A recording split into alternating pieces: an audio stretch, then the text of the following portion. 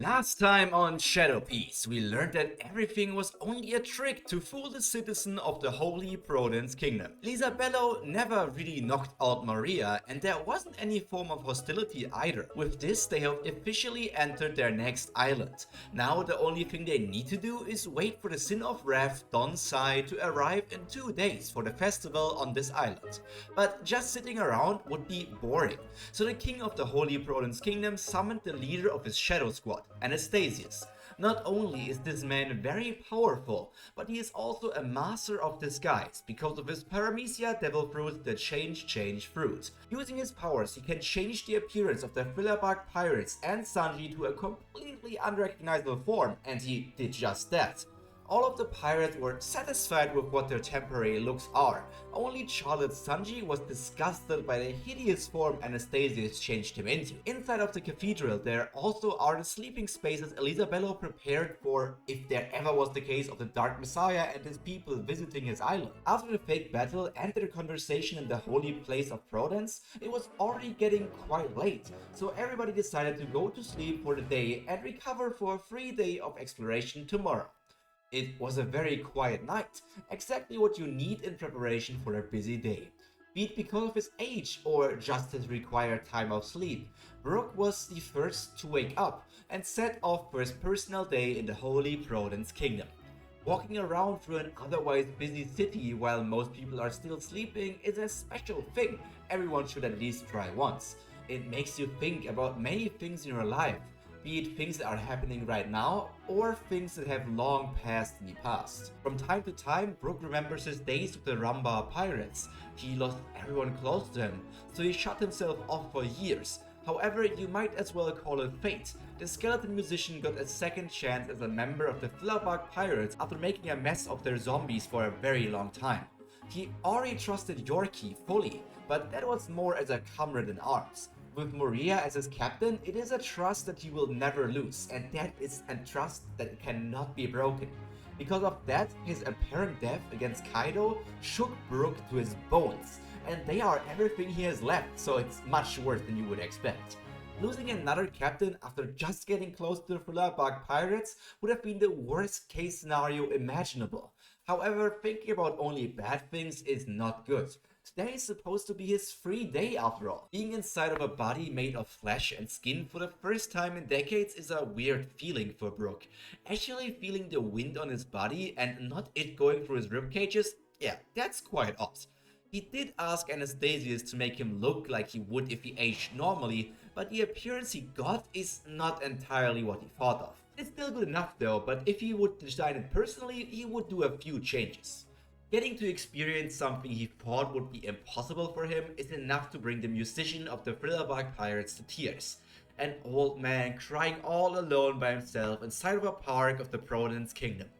Slowly but surely, the city is waking up, but none of the people approach the sentimental elder. At most, they question how somebody this old arrived on the island out of nowhere and how they could have never seen this person.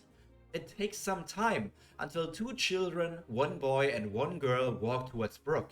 Each of them is wearing a relatively big backpack compared to their body size. "Hey, old man, why are you crying?" The young girl is trying to pull her friend away. Talking to strangers is something they were taught never to do. "Shoo, we need to get going, you know that." Shoo, the boy, looks at her for a moment. "And whose fault is it that we are late, huh, sleepyhead? I want to be a hero in the future, so I can't just leave somebody sad alone, you know that as well." As childhood friends, they know each other very well, and it makes Brook remember his own childhood a bit. Maybe one day he can settle down back in the West Blue again. "Yo ho ho ho ho ho! Don't worry, you two. I'm doing just fine. I was just reminiscing about old times. Where are you two on your way to anyway?" Once again, the girl reacts creeped out, understandably so, but Shu thinks of this as a normal conversation, and is actually feeling a bit bad for the old man for being all alone. "Oh, me and Komi are on the way to our music lesson. Do you want to listen to it?" Eh? As soon as Shu finishes offer, Komi reacts in a surprised way. She starts whispering in his ear, but Brook can still hear everything because she is not that quiet. "Shu, we can't take this man with us. What if he's a bad person?" Understandably scared, she's shaking a bit, but her friend reassures her. Don't worry, he's just an old man. Don't you feel sad for him? He's sitting here in this park all alone. And even if he is a bad person, I will protect you. That's what a hero does after all. The boy has a massive grin on his face. If he was older himself, saying something like this would have probably embarrassed him way too much. For now, however, it only turns Komi into a bright red tomato. He's not even capable of saying anything in return anymore, so when Brook stands up and joins them on their way, she just remains quiet, with a new core memory being formed. Wherever Brook goes, music just follows. Spending his day with young musicians sounds like a fun thing to do. Together they walk for a while until they reach the music school of the children. Here Brook learns that everyone from the school will perform tomorrow at the festival. It's quite a hard thing to do for a few children. The teacher of the kids is also very welcoming towards the elderly Brook. Maybe he also is feeling sorry for the man. The sun cast its golden ray upon the small house at the outskirts of the city. The air was filled with the laughter of children, their youthful energy painting the scene with vibrancy.